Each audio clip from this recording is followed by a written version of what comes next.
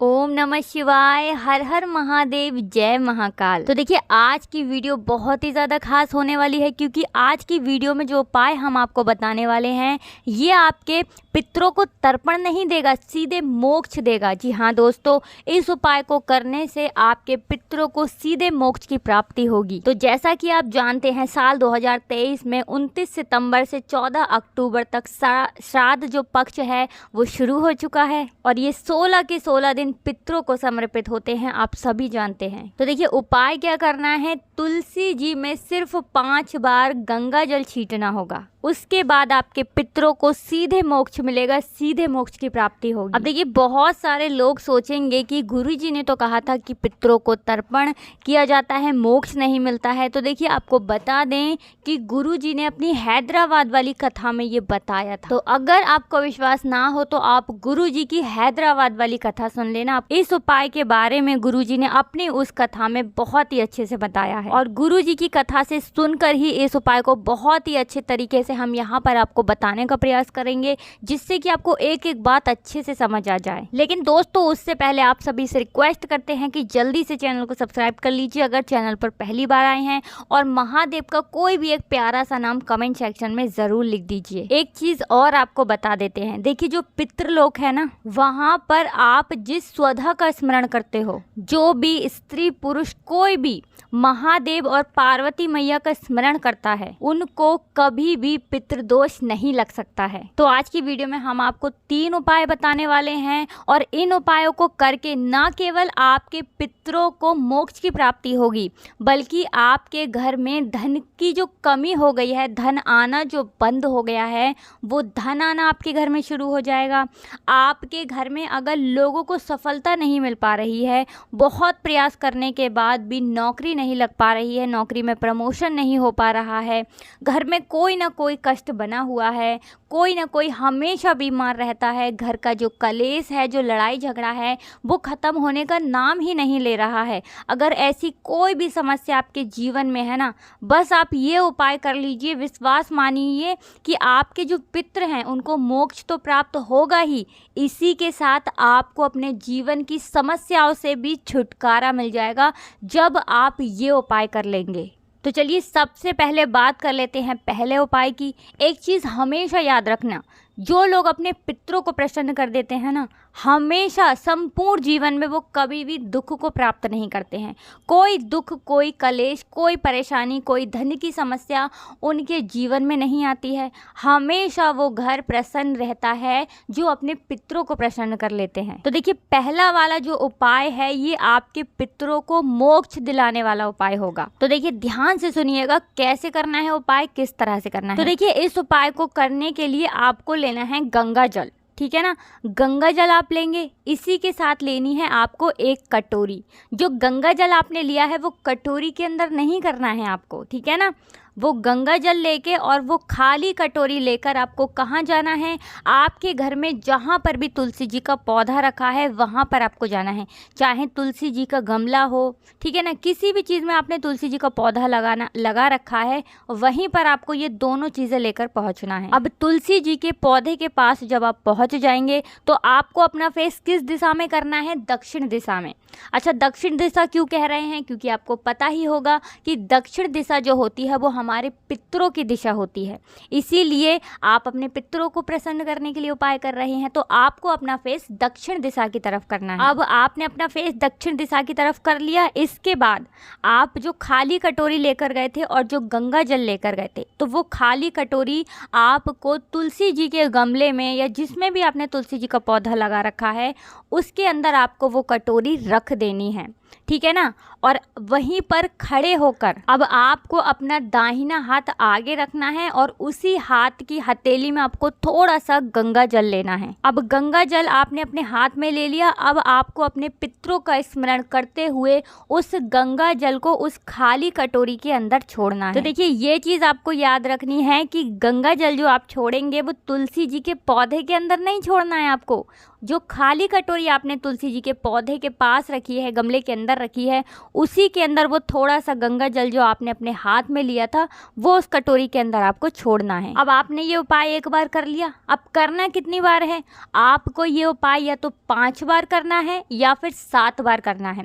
जितनी बार भी आप उपाय करोगे, अपने पितरों का स्मरण करते हुए आपको गंगा जल अपनी हथेली में रखना है और उसी कटोरी के अंदर आपको छोड़ना है। या तो 5 बार छोड़ेंगे या 7 बार, ठीक है ना। अब ये उपाय जब आप कर लेंगे तब आपको थोड़ी देर के लिए इस कटोरी को वहीं पर रखे रहने देना है, ठीक है ना, 1 या 2 घंटे। उसके बाद आप ये कटोरी उठाएंगे और इसके अंदर जो गंगा जल है वो आपको कहाँ ले जाना है? या तो आप पीपल पेड़ के पास ले जाइए, या बट वृक्ष के पास ले जाइए, या बेल वृक्ष के पास। तीनों पेड़ों में से जो भी पेड़ आपके घर के पास हो वहाँ पर आपको ये गंगा जल छोड़ देना है, क्योंकि तीनों ही पेड़ जो हैं हमने अभी आपको बताए हैं वो पितृ तुल्य माने गए हैं, ठीक है ना। तो देखिए ये उपाय पितृपक्ष में आपको किस दिन करना है? किसी भी दिन आप कर सकते हैं, रविवार का दिन छोड़कर किसी भी दिन आप कर सकते हैं। ज़रूरी नहीं है कि आपको हर दिन करना है। अगर आप एक दिन भी कर लेते हैं ना, गुरुजी ने बताया है कि पूरे पितृपक्ष के दौरान आप किसी एक दिन भी ये उपाय कर लेते हैं तो आपके पितरों को तर्पण नहीं, सीधे मोक्ष की प्राप्ति होती है। और जिन घर के पितरों को मोक्ष की प्राप्ति हो जाती है ना, इसका सीधा सीधा मतलब है कि महादेव की कृपा और उनका आशीर्वाद आपको प्राप्त हो जाता है और मैया पार्वती जी का हाथ उनके सर पर होता है। इस उपाय को करने से आपके पितरों को तो मोक्ष मिलेगा ही, आपके जीवन में आने वाली जो बाधाएं हैं, आपके जो काम बार बार अटक रहे थे, जो काम नहीं हो पा रहे थे ना, वो सारे के सारे काम आपके होते चले जाएंगे। आपके पितरों का ऐसा आशीर्वाद आपको मिलेगा कि आपके जीवन में आने वाली कोई बाधा है वो भी आपका कुछ नहीं बिगाड़ पाएगी। कोई काम आपका कभी भी नहीं अटकेगा अगर आप इस उपाय को कर लेते हैं। तो गुरु जी का ये अद्भुत और बहुत ही लाभकारी उपाय पितृपक्ष के दौरान, श्राद्ध पक्ष के दौरान किसी भी एक दिन कर लेना, संपूर्ण जीवन आपका बदल जाएगा। तो चलिए ये तो था पहला उपाय। पूरा विश्वास है हमें कि आपको समझ आ गया होगा। चलिए अब बात कर लेते हैं जल्दी से दूसरे उपाय की। अब ये दूसरा वाला जो उपाय है ये किस लिए है, इसके लाभ क्या है, बेनिफिट क्या है, तो आपको बता दें। आपके घर में सुख समृद्धि के लिए आपको ये उपाय करना है। जब आपके घर में सुख समृद्धि का वास होगा तो धन की प्राप्ति आपको होगी। इसी के साथ आपके परिवार के जितने भी सदस्य हैं, जितने भी लोग हैं, हमेशा प्रसन्न रहेंगे। जी हाँ दोस्तों, अब ये वाला जो उपाय है खास करके महादेव के लिए है। और जो व्यक्ति देव आदि देव यानी देवों के देव महादेव को और माता पार्वती को प्रसन्न कर लेता है, बड़े से बड़ा पितृदोष भी उसके जीवन से दूर हो जाता है और कोई भी पितृदोष संपूर्ण जीवन में उसे कभी नहीं लगता है। तो देखिए इस वाले उपाय को करने के लिए आपको लेना है एक तांबे का लोटा, ठीक है ना।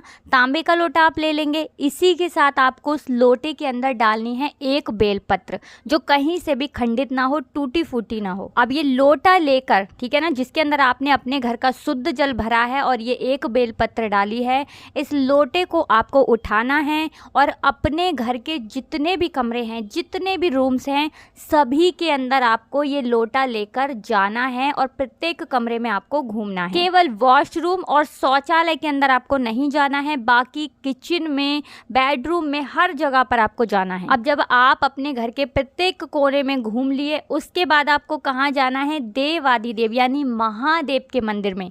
जहाँ पर भी आपके घर के आसपास शिवलिंग हो, जहाँ पर भी शिवालय हो, वहाँ पर आपको जाना है। अब जब आप शिवालय में पहुँच जाएंगे तब आपको अपना फेस यानी अपना मुख किस दिशा में करना है, उत्तर दिशा की तरफ। अब ये पूरा का पूरा जल जिसमें आपने एक बेलपत्र डाली है, आपको पूरा का पूरा शिवलिंग पर चढ़ा देना है, अर्पित कर देना है। और इसी के साथ मंत्र कौन सा बोलना है आपको, ओम नमः शिवाय, श्री शिवाय नमस्तुभ्यम। तो पितृपक्ष के दौरान अगर आप ये वाला उपाय कर लेते हैं तो आपको देव आदि देव महादेव की कृपा मिल जाती है, माता पार्वती का आशीर्वाद मिल जाता है और आपके घर में हमेशा सुख समृद्धि का वास होता है। धन की समस्याएं कभी आपके जीवन में नहीं आती हैं।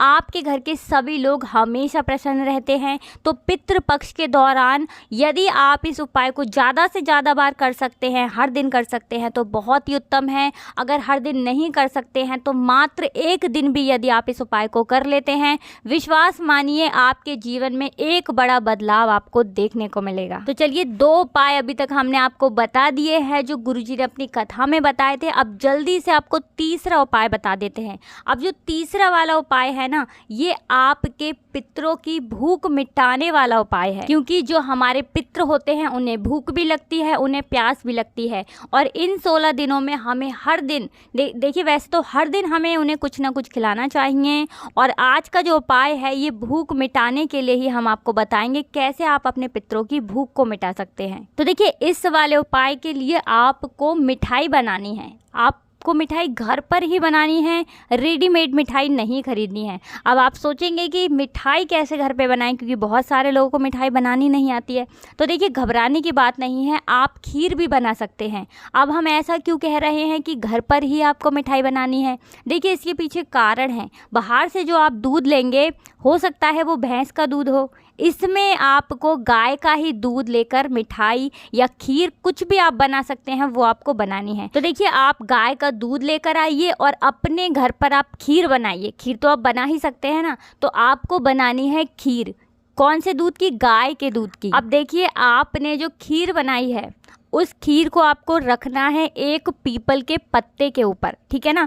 अब एक पीपल के पत्ते के ऊपर आपने वो खीर रख ली, इसी के साथ लेना है आपको 1 लोटा जल। तांबे का लोटा आप ले सकते हैं, उसमें अपने घर का शुद्ध जल भरें और जो खीर आपने बनाई है वो उस पीपल के पत्ते के ऊपर रख कर आपको कहाँ जाना है? पीपल पेड़ के नीचे। जी हाँ दोस्तों, उपाय कब करना है? सुबह के समय में करना है, ठीक है ना। तो ठीक है ना, सुबह के समय में आपको पीपल पेड़ के पास जाना है और ये खीर ले जानी है और 1 लोटा घर का शुद्ध जल ले जाना है। अब जब आप पीपल पेड़ के नीचे पहुंच जाएंगे उसके बाद आपको अपना मुख किधर करना है? दक्षिण दिशा की तरफ। अब पीपल पेड़ के पास पहुंचकर वो पत्ता खीर वाला जो आपके हाथ में है उसे पकड़कर ही आपको अपने पितरों का आह्वान करना है, मतलब उनसे प्रार्थना करनी है कि आप ये भोजन ग्रहण करें। इस तरह से आपको मन ही मन में प्रार्थना करनी है। इसके बाद आपको वो पत्ता वहीं पर रख देना है और जो लोटे में आप जल लेकर गए थे आपको फिर वो जल पीपल की जड़ में चढ़ा देना है। आप ये उपाय करते हैं तो आपके जो पितृ होते हैं वो उनकी जो भूख होती है वो बहुत ही जल्दी शांत हो जाती है और आपके पितृ आपसे बहुत ही प्रसन्न होते हैं।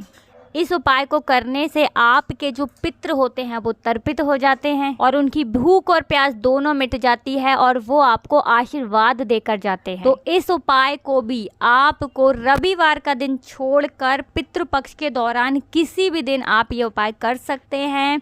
अगर आप डेली कर सकते हैं तो बहुत ही उत्तम है, डेली नहीं भी कर पा रहे हैं तो किसी एक दिन तो आपको ये उपाय पितृपक्ष के दौरान ज़रूर ही करना चाहिए, क्योंकि ये 16 दिन जो होते हैं हमारे पितरों को प्रसन्न करने के लिए ही होते हैं। साल में हमें सिर्फ एक बार मौका मिलता है, तो ये उपाय आप ज़रूर करें।